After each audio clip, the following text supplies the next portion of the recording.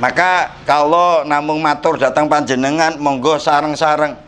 Wong awake dhewe niki potongane wong potongan awam. Estu kula piyambak nggih ngrumangsani dadi wong sing awam. Terus nomor kaping kali ya wis tuwek.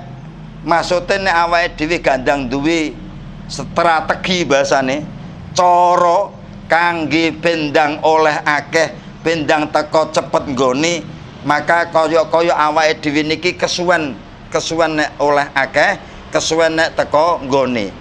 Carane sing paling gampang, fakhuduruhu fi majlisil ilmi balau kana fil awam.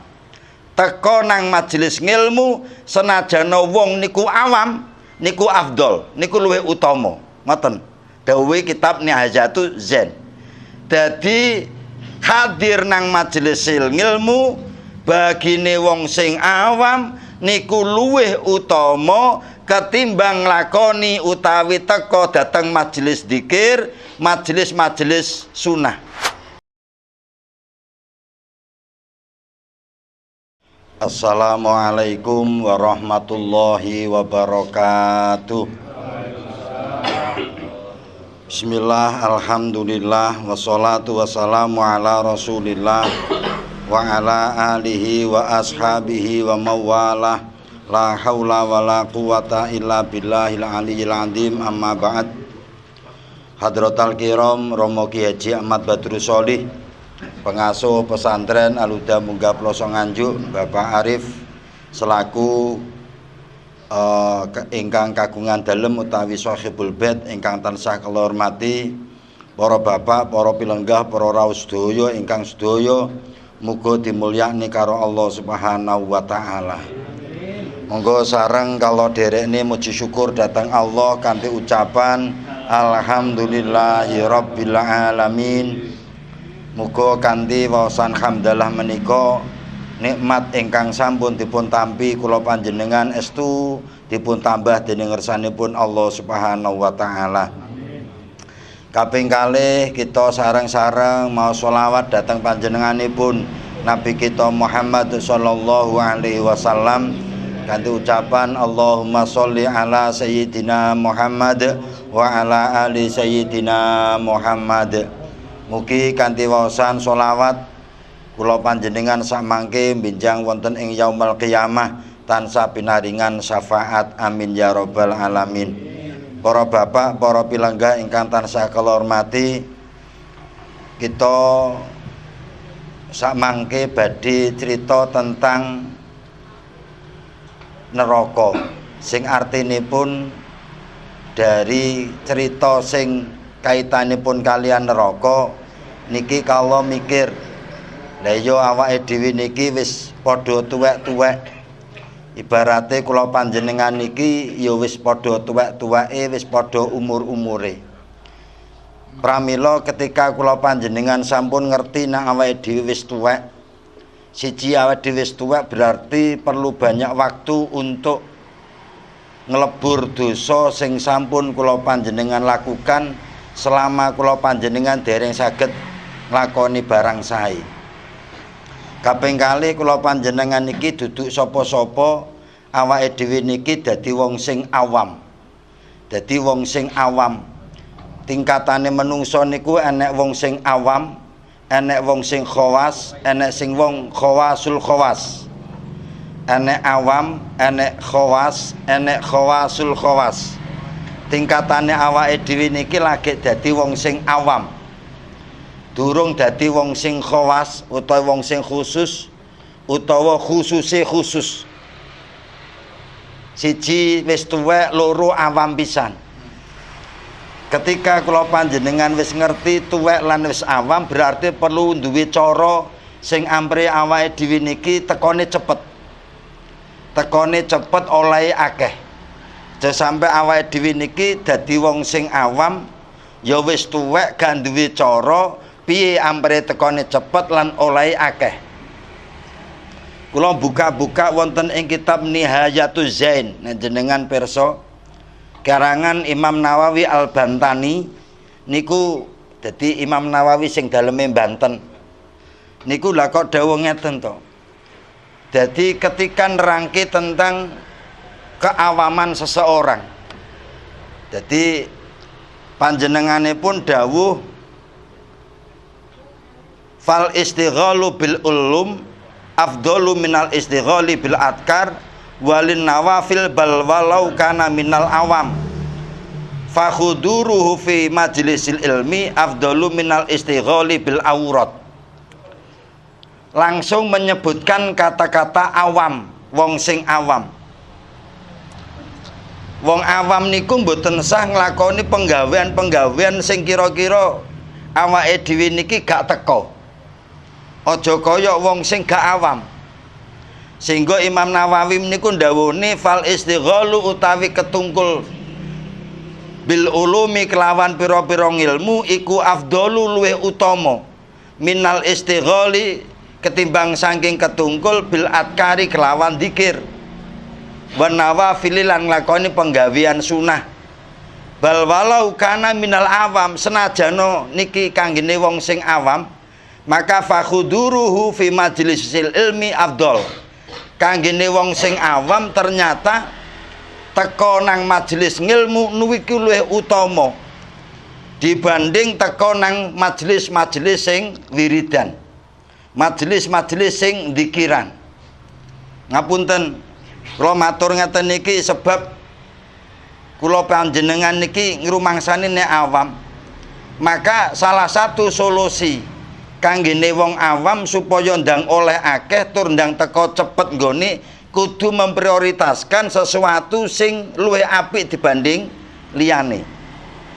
Dzikir niku apik, nglakoni penggawean sunah niku apik, nang makom-makom niku apik, tapi niku hukume sunah. Niku hukume sunah. Bagine wong sing awam pindah malih, bagine wong sing awam niku ternyata luwih utama nekani majelis ngilmu dibanding nekani majelis-majelis sing sifate dzikir, sifat-sifate wiridan utawa sifate nglakoni penggawean sunah. Para bapak, para ibu ingkang tansah kula hormati. Contoh sing paling gampang mawon ketika kula panjenengan niki dadi wong sing awam niku beda ketika teko nang kuburan bagine wong sing wis khawas. Teko nang makom niku bagine wong sing khawas iso ngalap ngibarat. Inna fi dzalika laayatan li ulil absar. Inna fi dzalika laayatan li ulil absar. Wong sing duwe sifat absar, wong sing duwe sifat khawas niku saged mengambil pelajaran sangka perkawis-perkawis sing dilakoni oleh piyambake. Nggih contohe wiridan utawi nglakoni penggawean sunah utawi nglakoni teng makom niku bagine wong sing wis khawas saged mengambil pelajaran. Tapi bagine kula panjenengan sing jek ngawam yes pokoke yes ngoten nika. Awake dhewe gung iso patek mengambil pelajaran sing sempurna ketika kula panjenengan niki manggen wonten ing panggenan-panggenan sing sakliyane majelis ngilmu. Maka kalau namung matur datang panjenengan monggo sareng-sareng wong awake dhewe niki potongane wong potongan awam. Estu kula piyambak nggih ngrumangsani dadi wong sing awam. Terus nomor kaping kali ya wis tuwek. Maksude nek awake dhewe gandang duwe strategi basane, cara kangge bendang oleh akeh, bendang teko cepet nggone, maka kaya-kaya awake dhewe niki kesuwen nek oleh akeh, kesuwen nek teko nggone. Carane sing paling gampang fakhuduruhu fi majlisil ilmi balau kana fil awam. Teko nang majelis ngilmu senajana wong niku awam niku afdol, niku luwih utama. Ngoten dawuhe kitab Nihayatu Zen. Dadi hadir nang majelis ngilmu bagine wong sing awam niku luwih utama ketimbang nglakoni utawi teko dateng majelis dzikir, majelis-majelis sunah. Lane awake dhewe niki mbuh piye-piye ayo memprioritaskan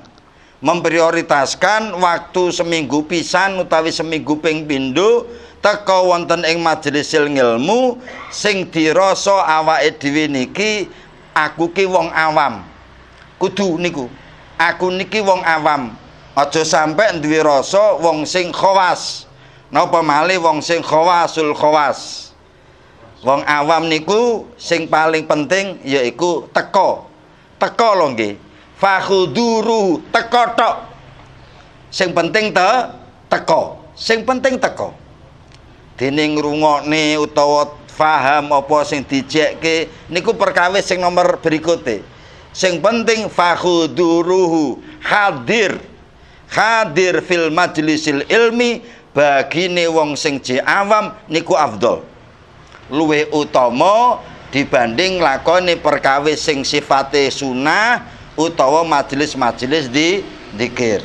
Nggih, yo awake dhewe niki pokoke nggih ngoten sing penak-penak mawon. Teng makom niku sajane nggih penak tapi sajane nggih angel teng makom niku sebab duwe tanggung jawab yaiku ngalap ngibarat. Ngalap ngibarat, ngalap pelajaran sangka wong sing sampun sedo napa malih sowan wonten ing ngersanipun walinipun Gusti Allah sing paling pokok aja teka tok nang ngarepe wali tapi awake dhewe kudu iso mengambil pelajaran sangka apa sing dilakoni dening para wali. Contoh sing paling gampang, awake dhewe sowan nang Mbah Yai Mat niki aja mung sowan tok, tapi ya kudu iso nglakoni apa sing dilakoni Mbah Yai Mat. Aja sampe mung sowan tok, Yai kula sowan njaluk donga ngono tok mboten. Tapi sing paling kanggene wong sing khawas yaiku iso mengambil pelajaran sangka Mbah Yai Mat apa sing dilakoni awake dhewe paling boten ya iso nglakoni apa sing dilakoni dening Mbah Yai Mat. Niku menggah kawula sing wonten ing kitab Nihayatuz Zen. Sebab awake dhewe niki sepindah malih Bapak, kula jenengan iki wis tuwek ya mbusuk kapan ya ora suwi malih. Mboten suwi malih. Kaping kalih awake dhewe niki kudu ndang oleh akeh. Carane golek oleh akeh yaiku teka wonten ing majelisil ngilmu. Teka nggih. Teka, namung teka wonten ing majelisil ngilmu nggih. Niki kedhik mawon ingkang kangge prolog kangge kula panjenengan sedaya, kangge mukadimah sehingga kula panjenengan niki tambah semangat anggenipun teka wonten ing majelisil ngilmu sehingga awake dhewe niki bahasane dungane muga-muga ndang cepet teka nggone, ndang oleh akeh hasile. Amin ya rabbal. Bendang cepet teka nggone, bendang oleh akeh hasile. Pun ngoten mawon kita terusaken niki napa enek sing pun manjing sura dalu niki. Enten sing pun manjing sura dadi kula niku gak gelem nggih pripun terus akhirnya dikongkon apa istilahnya ngujubne mancing sura. Dadi kula rada telat titik ya Allah jenenge kula wis boten patek purun. Enek mancing sura akhirnya kula diaturi kongkon ngujubke akhir tahun. Nah, enek sing ngarani akhir surane sesuk. Nek kula yakine sesuk, sebabnya apa sesuk jene manten. Wangger jene manten ini berarti sura gumari aku ngono. Sesuk jene manten sitok. Dadi berarti sura dereng mari. Pokoknya anggere sura wis mari berarti belas kene manten niku sura. Tapi kula wau kongkon ngujubne dhisik.